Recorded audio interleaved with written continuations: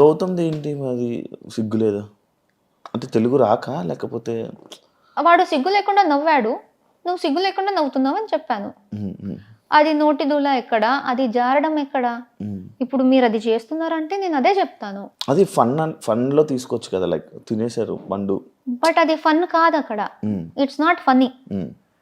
Because నేను ఒకటి చెప్పాక కూడా చేస్తున్నావంటే సగానే సగం కూడా ఫుడ్ మీద అయ్యాయి కదా అసలు. అది కావాలని చేస్తారు. I don't really care. ఎందుకంటే సగం టైం తర్వాత వాళ్ళు ఈజీగా ప్రేరణని ఊరికే అయినా ఏదైనా ప్రేరణ మీద కిచెన్ రిలేటెడ్ లో చెప్తే ఎవరైనా నమ్మేస్తారు. సో ప్రేరణకి ఈజీగా ఏమైనా చెప్పొచ్చు, ట్రిగర్ అయిపోతుంది అనేసి చాలా చేశారు. So I don't really mind.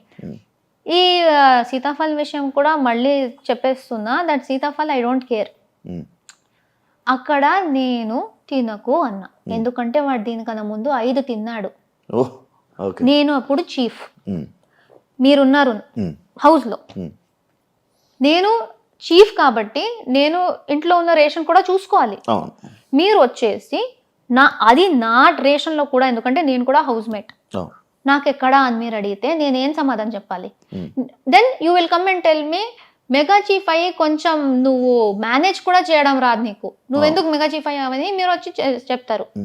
Gautam 5 తినేశాడు, అప్పటికి 5 తినేశాడు. నాకెందుకు 5 తినడానికి నేను 5 గురించి కూడా చేయాలి, కానీ ఒక్కటి గురించి ఎందుకు చేస్తా?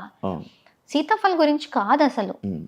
నువ్వు 5 తిన్నావు గౌతమ్, ఒక్కటైనా వదిలేసే, ఎందుకంటే చాలా మంది తినలేదు, వాళ్ళకి తినాలని ఉంది అని బాగా చెప్పేసి వెళ్ళాను. మళ్ళీ వచ్చాక వీడు నా రియాక్షన్ చూడ్డానికి ఏదో చేశాను అన్నాడు. రియాక్షన్ చూడ్డానికి డార్చ్ కూడా పెట్టొచ్చు, అప్పుడు నా రియాక్షన్ తెలుస్తుంది ఎందుకు తినాలి, కావాలని ట్రిగర్ చేయడానికే. ఓకే తినేసావు, ఫస్ట్ లేదు నేను తినలేదు గంగవ్వ దగ్గర పెట్టాను అన్నాడు. దాని తర్వాత వేరే అందరూ లేదు తిన్నాడు అన్నారు. నేను ఏంటి అని అడిగాను, అడుగుతూనే ఉన్నాను. చాలా యారగెన్స్గా జస్ట్ నవ్వుతున్నాడు. He's only laughing. ఇప్పుడు అది ఫన్నీ, మీరు నాతో ప్రాంక్ చేయాలి అంటే ఒక్క పాయింట్లో ఓకే నేను జోక్ కోసం చేశా, మీరు అంత జోవియల్గా ఉన్నారంటే నేను మీతో ప్రాంక్ చేస్తున్నా, కానీ మీరు సీరియస్ అవుతున్నారు, అప్పుడు అది అర్థం చేసుకోవాలి కదా. నేను రే ఉండరా, నేను ప్రాంక్ కోసం చేశాను, సీరియస్ అవ్వకు, నేను జస్ట్ రియాక్షన్ కోసం చూసాను, లైక్ సారీ కూడా చెప్పకు, బట్ ప్రాంక్ కోసం చెప్పాను, ఇలా సీరియస్ అవుతుంది అని నాకు తెలియదు అని ఆపేయాలి. నవ్వుతూనే ఉన్నాడు. నాకు ఆకలైంది, తినేసా. అక్కడ డిన్నర్ చేసి పెట్టాము, వేరే ఫ్రూట్స్ ఉన్నాయి, తినేసా. అంతే 15 minutes నవ్వాడు. ట్రిగర్ ఎవరైనా అవుతారు. ఐ స్వేర్, మదర్ ప్రామిస్, మీరు కూడా కొట్టేవారేమో, నేనైనా అట్లీస్ట్ సిగ్గు లేకుండా నవ్వుతుందా అన్నా. సో ద పాయింట్ ఇస్, అక్కడ ఫస్ట్ ఆఫ్ ఆల్ నన్ను డిస్రెస్పెక్ట్ చేసింది పాయింట్, కానీ అది ఫుడ్ మళ్ళీ వచ్చేసిందా. డిస్రెస్పెక్ట్ నుంచి ఆ మాట తప్పించి సీతాఫలం మీద వేసేస్తే చాలా ఈజీ, అక్కడ ఉన్న యాక్చువల్ మ్యాటర్ పోయి సిల్లీ మ్యాటర్ అయిపోతుంది. అండ్ నాకు జరిగిందే అది. సీతాఫల్ అంటారు కానీ నేను బాగా రెస్పెక్ట్ఫుల్గా చెప్పి వెళ్ళాక కూడా, నేను చాలా టైం పేషెన్స్గా అడిగినా కూడా వాడు నవ్వుతున్నప్పుడు వాడు చేసిన యాక్షన్ ఎక్కడ పోయింది? అదెందుకు ఎవరు చూడలేదు, ఎవరు అర్థం చేసుకోలేదు?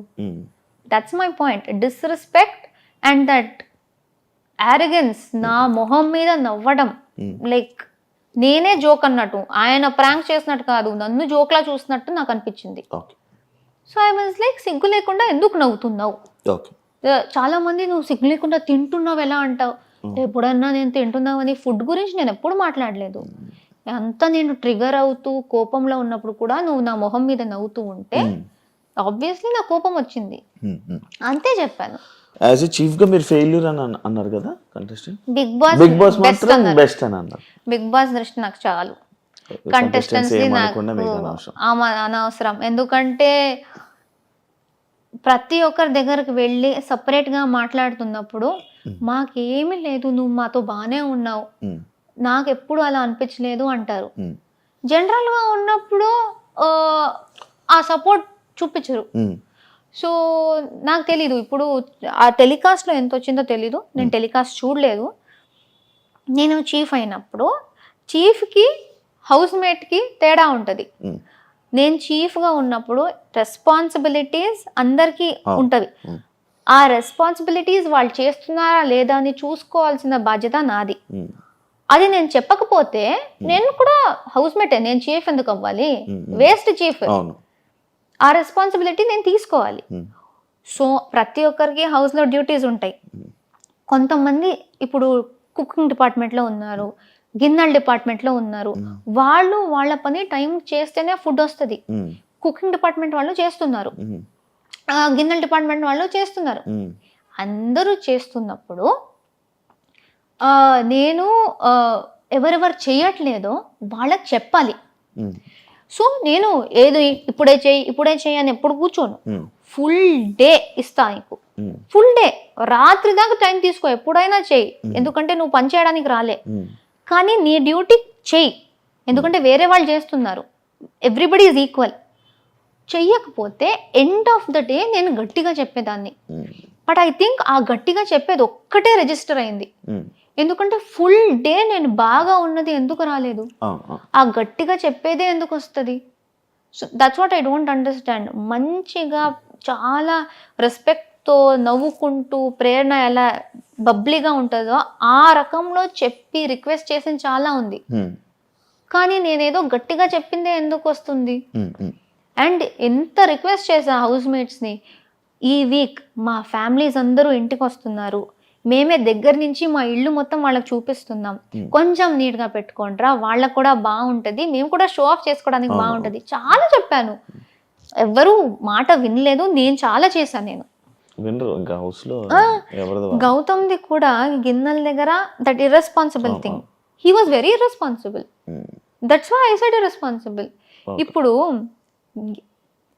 నిన్న రాత్రి గిన్నెలు చేయరా అన్నా, రేపు పొద్దున్న చేస్తా అన్నాడు. ఓకే, రేపు పొద్దున్న చెయ్యి. అక్కడ నెక్స్ట్ డే పొద్దున్న మేము వంటకి వెళ్ళాలి, అక్కడ ఆ గిన్నెలు పడున్నాయి, మాకు కొన్ని కావాలి. సో కిచెన్ టీం రండి స్టార్ట్ చేసేద్దామని పిలిచా. అలానే గౌతమ్ని కూడా పిలిచా, గౌతమ్ రా ఇప్పుడే నాకు కావాలి, ఎందుకంటే మేము స్టార్ట్ చేయాలి. నార్మల్గానే చెప్పాను, అది అందరికీ తెలుసు, అక్కడ ఉన్న వాళ్ళందరికీ. రాలేదు వాడు. నేను ఎందుకు రావాలి, నాతో ఎవరున్నారు, వాళ్ళని పిలువు, వాళ్ళు కలిసి నేనెందుకు చేయాలి అని స్టార్ట్ చేసేసాడు. అరే అది నిన్న రాత్రి వాడే చేయాల్సింది, వాడే చేస్తా అన్నాడు, అందుకే వాడు ఒక్కడనే పిలుస్తున్నా. వేరే కూడా వస్తారు, కానీ నువ్వు స్టార్ట్ చేసేయి. వేరే వాళ్ళందరూ జస్ట్ లేచారు, నువ్వు స్టార్ట్ చేసి నీది ఫినిష్ చేసేసుకో. లేదు అని గొడవ పెట్టాడు.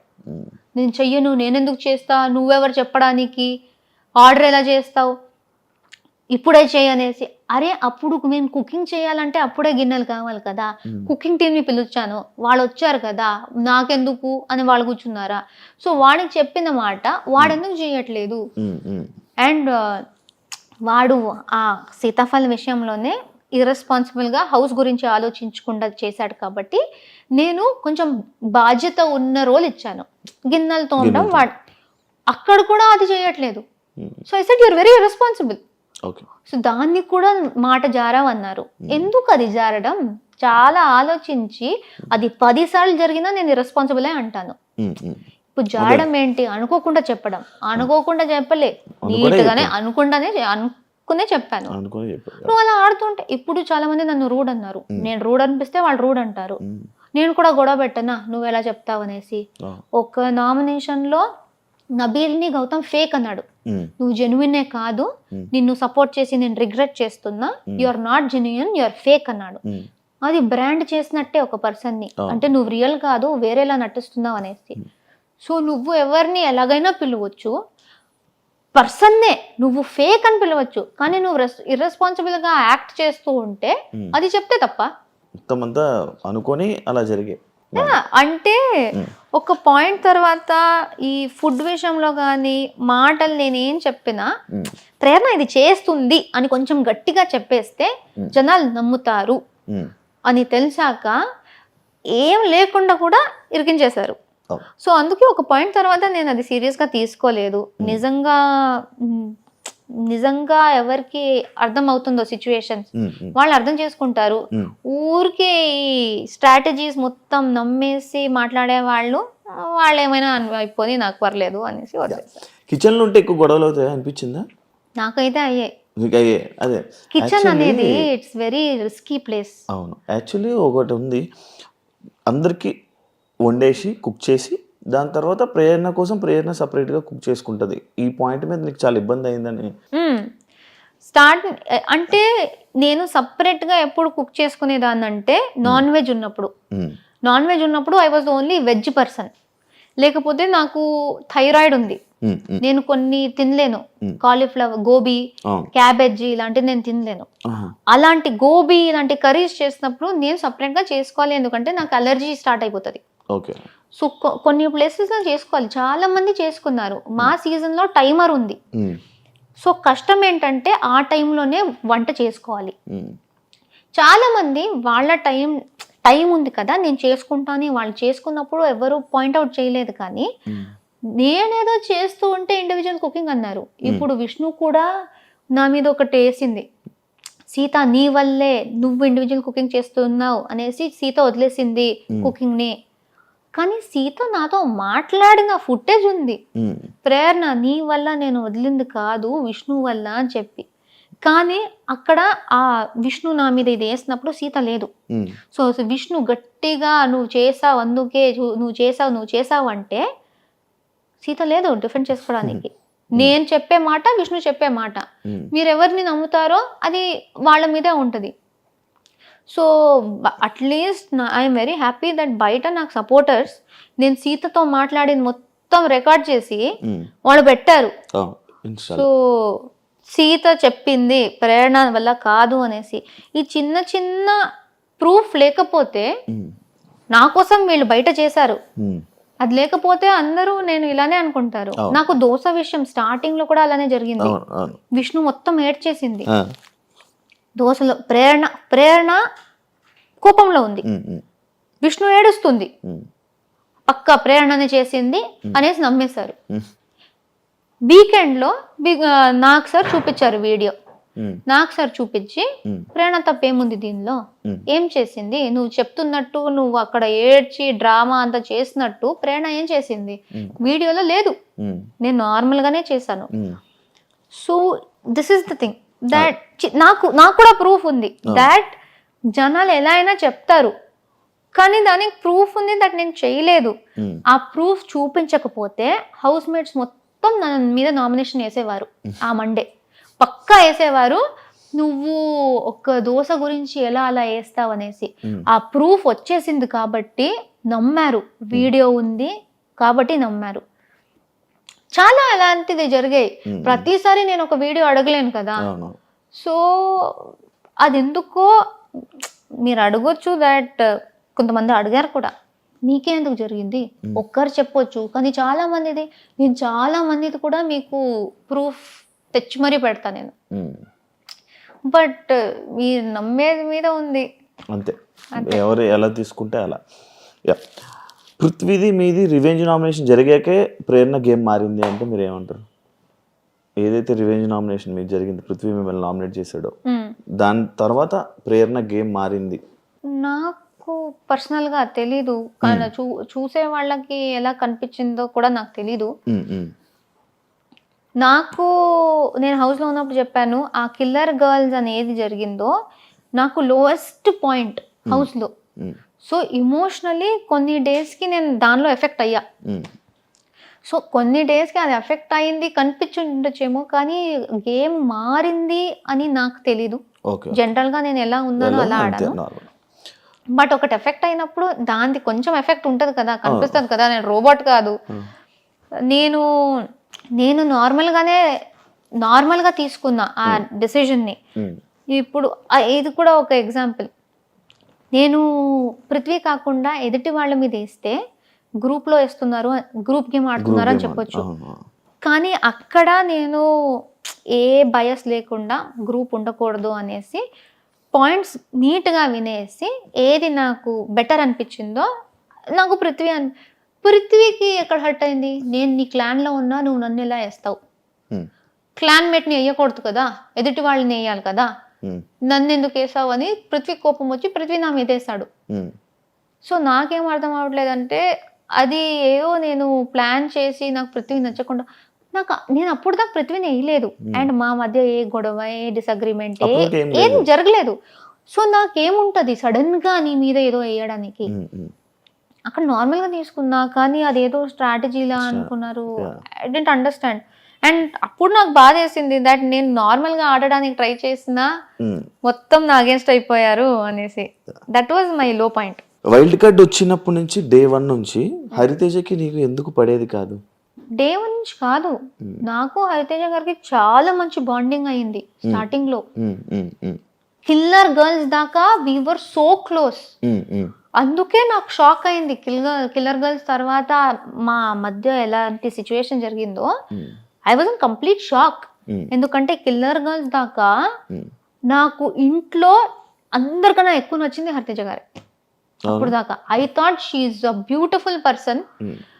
అసలు నాకు చాలా కనెక్ట్ అయ్యారు, మా వైబ్స్ మ్యాచ్ అయ్యాయి. బట్ బయట ఇలాగే కదా పోర్ట్రే అయిందంటే మీకు అదే నాకు ఆ ఫస్ట్ వీక్ మేము మాట్లాడుకుని నవ్వింది కలిసి ఆడింది అదంతా కనిపించలేదా అనేసి. కిల్లర్ గర్ల్స్ టైంలో ఏం జరిగింది ఇదే పృథ్వీ విషయంలోనే. అదేమైంది, గంగవ్వ పృథ్వీ నామినేట్ చేశారు, నిఖిల్ తేజ నామినేట్ చేశారు. నిఖిల్ చెప్పిన పాయింట్ ఏంటి, నాకు కొంచెం డల్ అనిపించాడు, ఎక్కువ చేసినట్టు అనిపించలేదు. గంగవ్వ ఏం చెప్పారు, ఇంట్లో పని చేసినట్టు నాకు అనిపించలేదు అండ్ టాస్క్ లో కూడా ఎక్కువ చేయలేదు అనిపించింది, నాకు యాక్టివ్ గా లేడు అనిపించింది. సో ఇద్దరు పాయింట్స్ ఆల్మోస్ట్ సేమే.